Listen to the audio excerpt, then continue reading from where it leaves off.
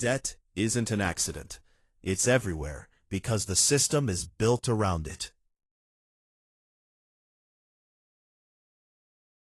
Getting approved is instant.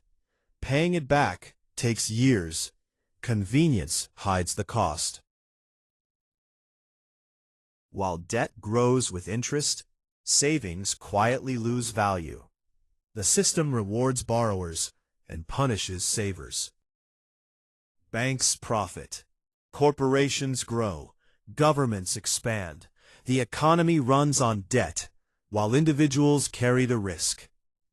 You don't beat the system by ignoring it. You win by understanding how it works and choosing differently.